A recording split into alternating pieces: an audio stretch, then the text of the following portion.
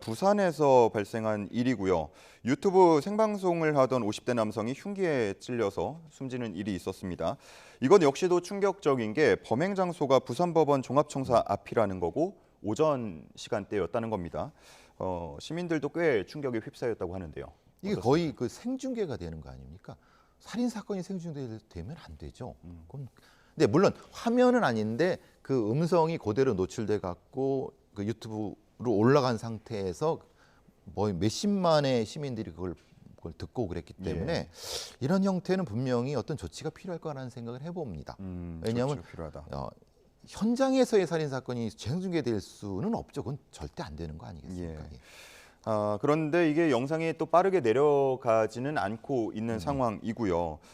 계속해서 좀 확산하는 상황입니다. 그러다 보니까 학생이나 아동들이 봤을 때 좀 심리적인 영향이 없을까 우려가 되거든요. 우리가 이제 보는 것은 상당히 큰 트라우마가 있으면 시각적인, 근데 그거보다 훨씬 높은 것이 청각적인 겁니다. 그러니까 그 소리라는 것 자체가 처음에는 몰랐다가 이게 살인 사건에 사람이 죽어가는 어떤 거야라고 하면은 굉장히 큰 두려움을 느낍니다. 예. 그러니까 이것에 대한 부분이 분명히 체크가 돼야 되는데, 그래서 아이들이나 어린이들이나 청소년들한테 그리고 이런 걸 절대 듣게 해서는 안 됩니다. 그러니까 별거 아닌 것 같지만 큰일 납니다. 예.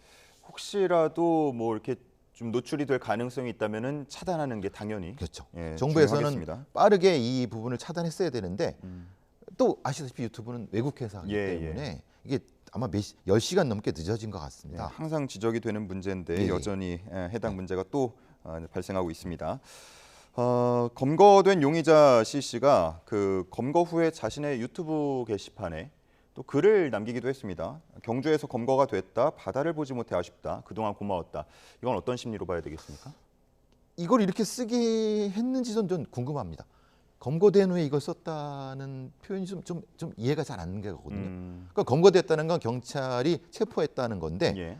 예를 들면 뭐 수갑을 채우고 뭐 이렇게 했는데 그럼 그것을 휴대폰을 이게 전 사실은 좀 이해가 안 되거든요. 예, 예. 그러니까 아마도 뭔가 예약을 걸어놨거나 아니면 그랬겠죠. 아마 설마 경찰이 이런 것을 이렇게 허투루 하진 않았을 거라고 생각하는데 예, 예. 만약에 그랬다고 하면 문제가 되는 거고, 이거는 거의 뭐라고 하나 하나의 그 살인이라든가 아니면 다른 사람에 대한 공격을 일종의 돈벌이나 유희로 느끼는 지금 세태의 그걸 풍자하는 것 같습니다. 그러니까 그걸 표현하는 것 같습니다.